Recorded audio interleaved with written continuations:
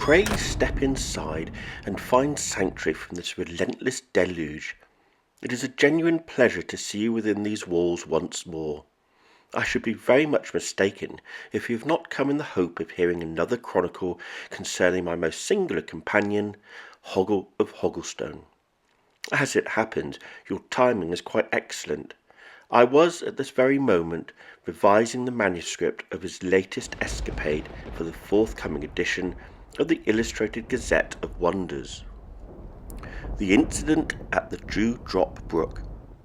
The morning mist in the mossy marches didn't just hang, it loitered, waiting for Hoggle to give it permission to dissipate. Hoggle, a ginger tabby whose fur was a vibrant shade of marmalade, and whose waistline was a testament to survival rations, stepped out of his front door. His home, Hogglestone, was a marvel of subterranean engineering, nestled between the gnarled roots of the great oak. Above, his chimney gave a satisfied belch of lavender-scented smoke, the result of a particularly fragrant batch of dried herbs he tossed onto the hearth. Adjusting his miniature leather utility belt, which held a compass, a pouch of dried catnip, and a very sharp sword, Hoggle set off. He wasn't just a resident, he was a ranger. The incident at the Dewdrop Brook. Hoggle's patrol was interrupted by a sound that no ranger likes to hear, the frantic high-pitched squealing of a moonfrog. Pushing through a thicket of giant ferns, Hoggle found the source of the commotion. A young moonfrog, pale blue and glowing faintly, had managed to get its sticky toe stuck inside a discarded silver thimble, a relic evidently dropped by a careless halfling travelling the whispering vine-way.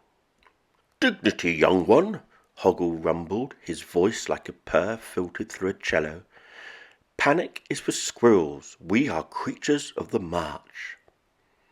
With the grace of a much lighter cat, Hoggle leaned in.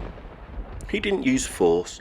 Instead, he reached into his belt, pulled out a smear of snail glide oil, and applied it to the rim of the thimble. With a gentle pop, the frog was free. The shadow of the bloodhawk. The rescue was short-lived. The sky suddenly darkened, not with a cloud, but with feathers. A bloodhawk, a single rogue bird from the mountains, had lost its way and decided that a plump ginger ranger looked like a three-course meal. The bird dove, a streak of red and hunger. Most cats would have hissed. Hoggle simply sat down. He knew the physics of his own substantial girth better than anyone. As the bird closed in, Hoggle didn't run. He waited until the very last millisecond, then performing the Hogglestone roll. He tucked his paws, tightened his core, and became a ginger boulder. He rolled down the mossy embankment with surprising velocity. The bloodhawk, unable to adjust its flight path for a rolling orange sphere, slammed harmlessly into a patch of puff mushrooms. The result? A very confused bird covered in yellow spores.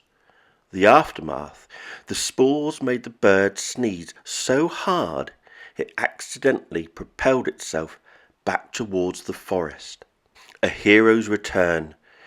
As the sun began to dip, painting the mossy marches in hues of violet and gold, Hoggle trekked back towards the great oak. His fur was a bit messy, and he had a stray leaf stuck to his tail, but the marches were safe once more.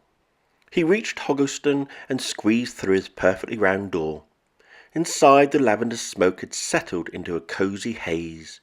He poured himself a shallow bowl of cream, strictly for medicinal recovery, of course, and curled up by the hearth.